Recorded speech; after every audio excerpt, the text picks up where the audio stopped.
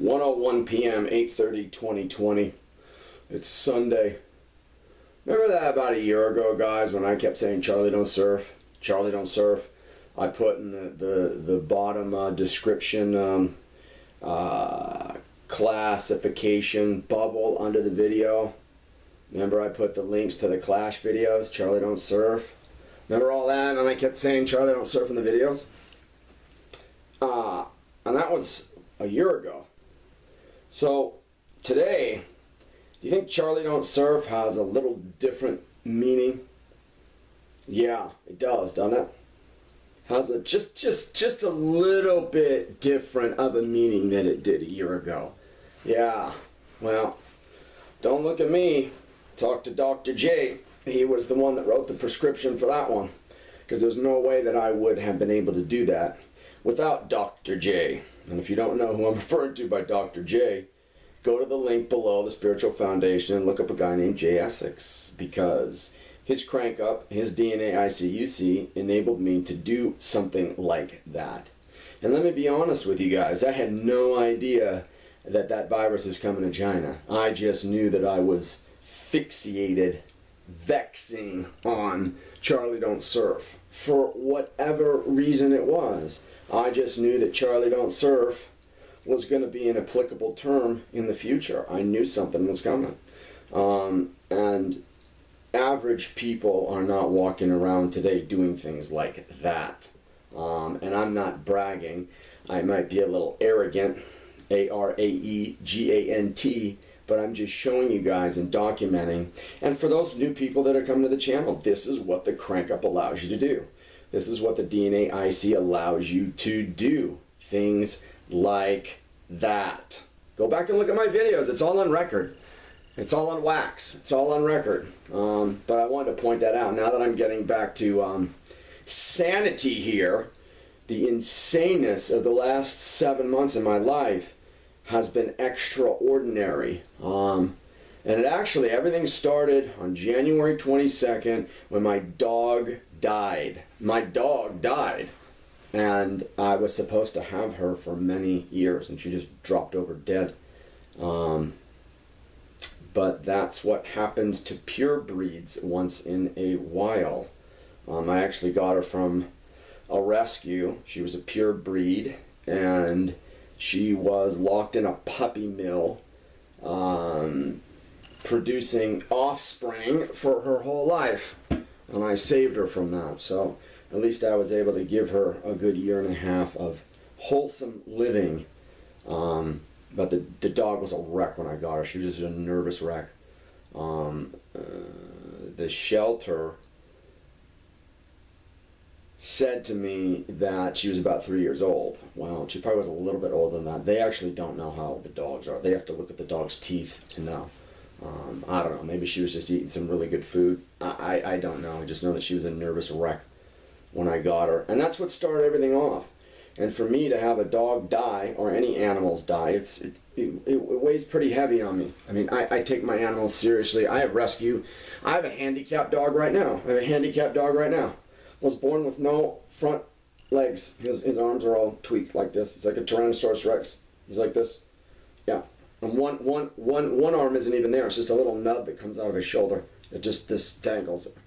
So that'll tell you my dedication, where my dedication is concerning animals. But yeah, and he walks around like a kangaroo. Yeah. So anyhow, I mean, I've got chickens that lay eggs. They get filtered water. I mean, that's how dedicated I am to these animals. So when my dog dies, okay, unexpectedly, literally, she started acting weird, and then later on that evening she couldn't walk. Next morning she was dead, gone. So yeah, that's what started it off. You know, start off with a bang, as my head's getting rattled with all the stress, and then everything just added from there. And I'm not going to go into, I'm not going to bore you guys with everything, but it was a lot. Even from my standpoint, it was a lot. So let me get to the topic today, because I want to get back to actually speaking about philosophical issues, modern day issues, with maybe some old world traits thrown in, or interpretations, because what you have today as a population is 7 billion idiots, and a lot of people are asking, why do we have 7 billion morons running around? Well, and I don't mean morons as a derogatory term. I know there's a lot of smart people out there. It's just, I'm shocked at the tenaciousness of being ignorant. Ignorance taken to the 10th multiple. Ignorance multiplied by itself to infinity.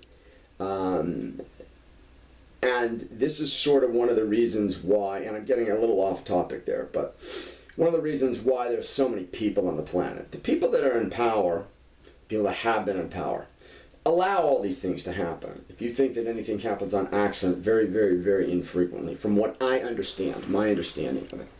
First of all, you have a population, and the reason why I'm saying idiots is that it serves the people at the top to keep the people stupid or ignorant or malinformed or misinformed or misaligned.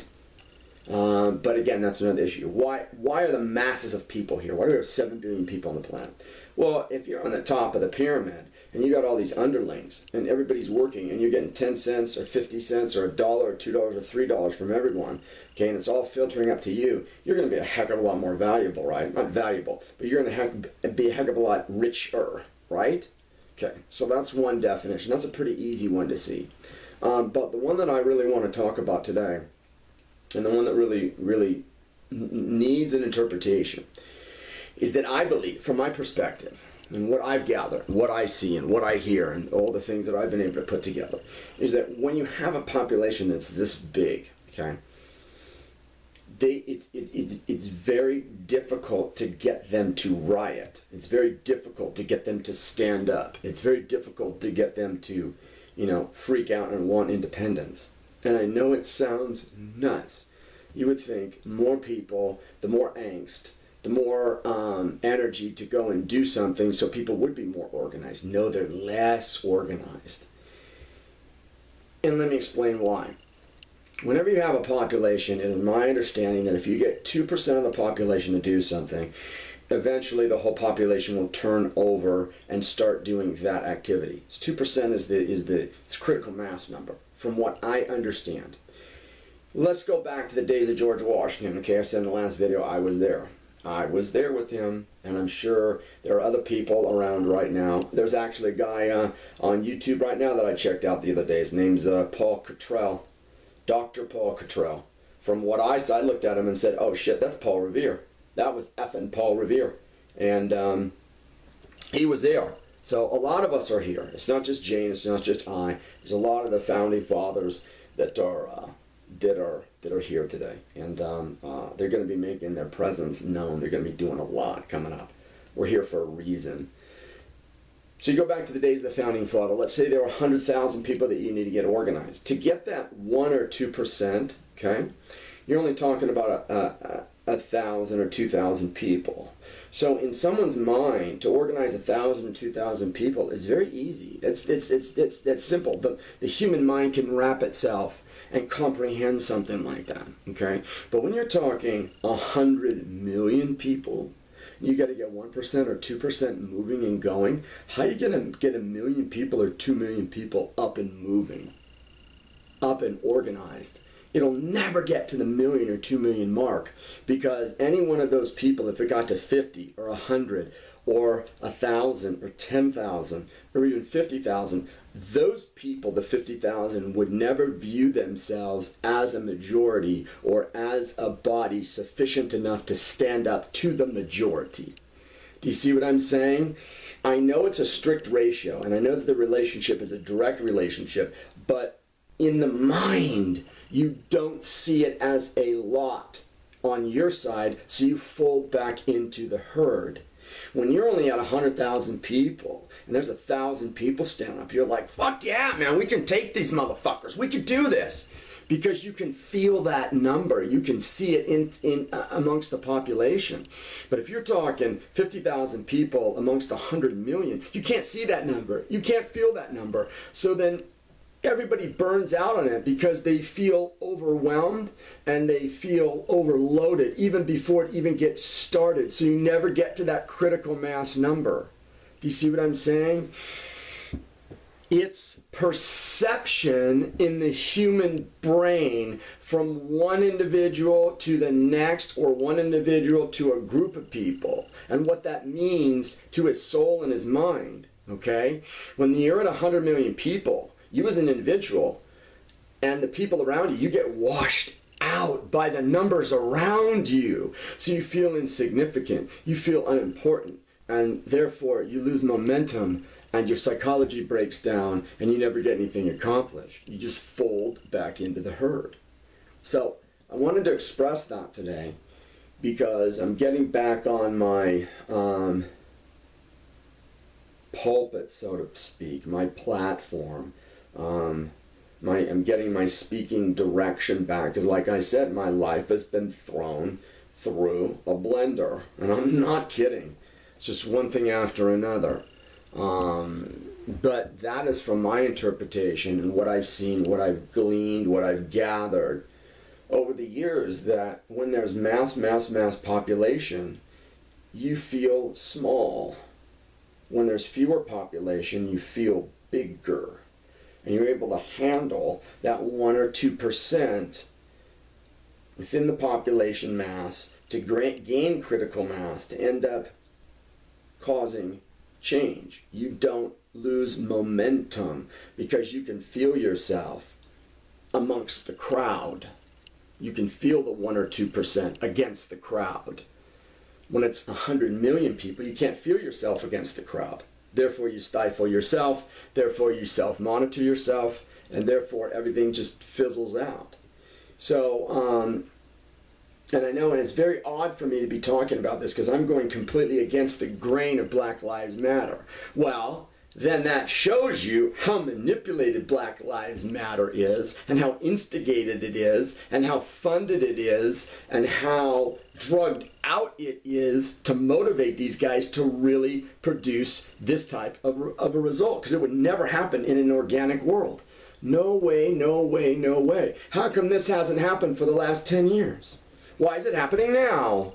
Well, because the manipulation effort is being introduced and put into that group or groups of people, and there's a very definitive effort to do this or to do that. But organically, it just doesn't happen because of the mass of the population. Because the enormity of looking out over a sea of people and you just getting drowned out in your own mind. Now, I hope these terms everyone understands, because these are big monumental terms that I'm talking about today, and I figured I haven't done a video. Let's put something very big on the table, something that most people might not be able to get their minds around, something that might be so foreign and analytical or non-logical that you might say, oh God, he didn't know what the hell he's talking about. But think about this. Think about this. Go do some research into MK Ultra and look at the programming that the government and some of the organizations, quasi-organizations, have done to manipulate people's minds and get them to do horrible things. So if that's the case, and that is true, is it really profound what I'm saying today? Am I really that far out on my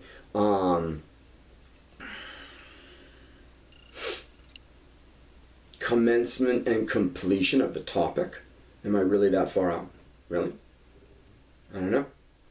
I figured I'd post something interesting. Like I said, I'm getting back to normal, and you can tell. Look at the video. Look at the video. The first couple videos I was doing, I was sort of dragged in getting through everything. But that's okay. It's all right. It's okay. I mean, you know, what are you going to do? Go through life and just lay down? Or are you going to stand up and face it? You got to face it. And I feel sorry for the people that lay down, because they might get run over. Especially today with these crazy mother effers. These guys, these BLM guys are crazy, man. I've been watching some things, people getting shot. I'm like, what the heck? What would motivate someone? Did you guys know that when police officers train, okay, that they have to really break down their whole psychology and their consciousness and train on video games to override their natural circuits that stop them from actually shooting someone. They have to train to get over that hurdle that exists in the human mind. Yeah, go ask PD, they'll tell you. Go ask military guys, they'll tell you. Yeah, you have to train and recondition your mind to be able to, in order to be able to actually go and shoot somebody. And these guys are shooting people on the street. What the heck is going on?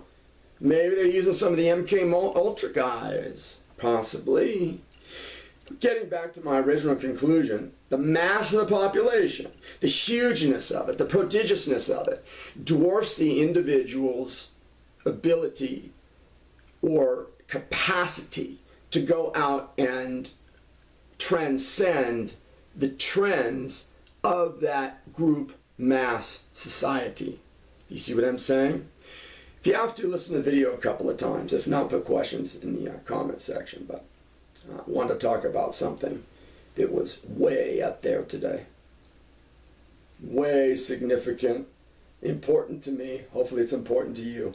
But I figured I'd put something very upper level on the plate, because it takes a lot of thinking to figure something like that out. So I figured you guys would like it. Something, you know, work your brain a little bit. Throw it around in your head.